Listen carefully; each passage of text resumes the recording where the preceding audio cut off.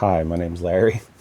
This is my brother Darryl, and this is my other brother Darryl. Heard a heartbeat on the radio. That's a reference to the Bob Newhart show. So, Newhart. well, just Newhart. Right. I'm Larry. This is my brother Darryl. That's my other brother Darryl. And the two Darryls didn't speak at all, ever. They just make facial expressions, and then there was Larry. Pull a squirrel out of there. Yeah. But they had on, I don't know, flannel shirts and woolly caps, and it just sort of fit the music we were trying to make. It don't matter to me. I won't shed a tear.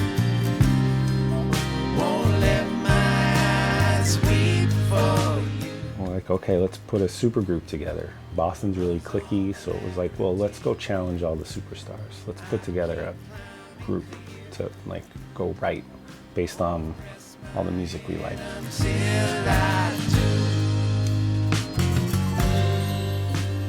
And so Wilco was always an influence for the band, and as were Jayhawks, Crosby, Stills and Nash. Yeah. So Like the alt country, country 90s cosmic kind of vibe. canyon rock, yeah. So. And the 70s, yeah. For a long time, I've been into the 70s, AM gold, soft stuff. I was like, I play drums, and Dan was like, really? Okay. And he started showing me some songs that he'd been writing over the course of years with Dave and Nate. The songs are amazing, and I couldn't believe what I was hearing. It was 2019. The three of us actually got in the room right in here. Yeah, and then Started writing. I won't rest my head till I do. Fuck. I know. God damn it!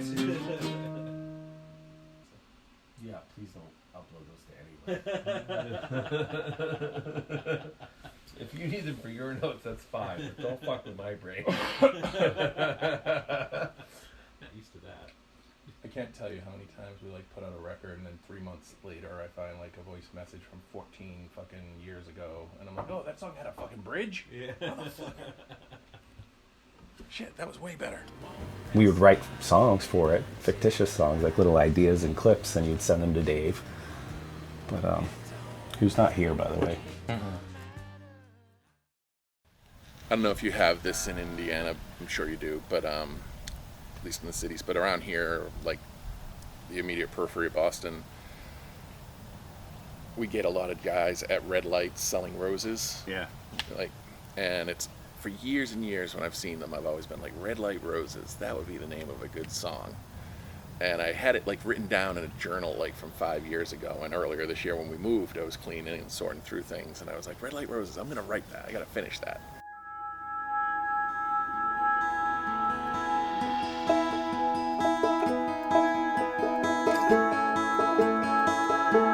Sometimes I wonder.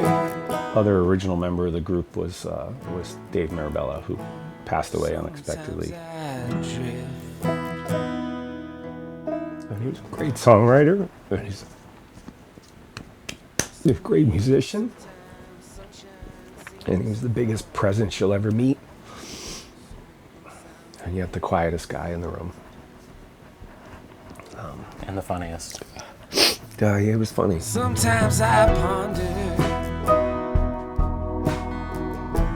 I mean, to me, he's probably the greatest songwriter, I've ever heard, because I worked with him. The musicianship on the guitars and, just arranging music, he was so good at it. It was so natural to him, and it's like one of those things where you're like, God damn, I'm so jealous of you. I was always jealous of him. There was just so much to him.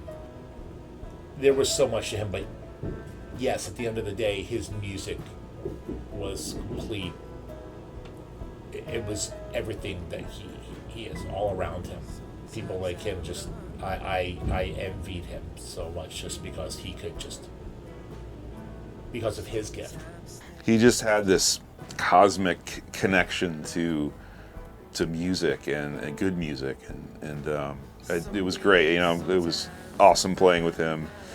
and really sad that it was short for me. I think for me it was his honesty, and just the craftsmanship. He was definitely a songwriter. Yeah, like a songwriter, and one of the best that we knew. A songwriter that you would look to or listen to and say, I wish I wrote that.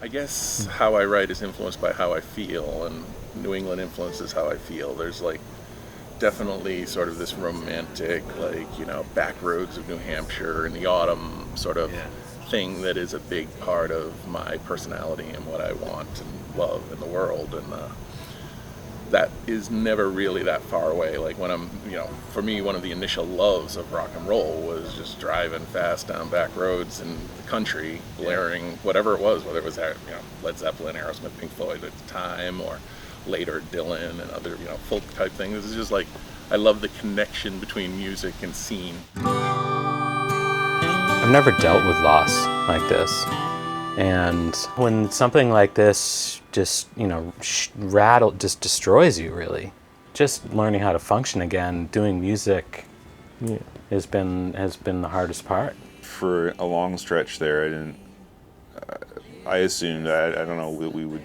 play these songs again. A, because we don't have Dave, and B, the emotions involved in that. The hard thing is that you have this great material, and the guy who wrote it or helped write them is not here.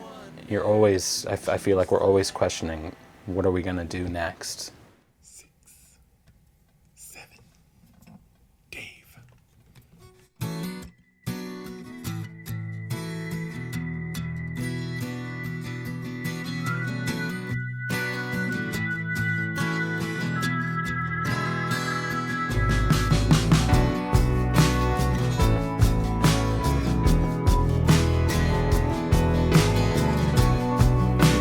Enjoy playing the songs, and he lives on through them, and we're reminded of him, and I feel kind of guilty enjoying myself. I feel guilty, I know that feeling.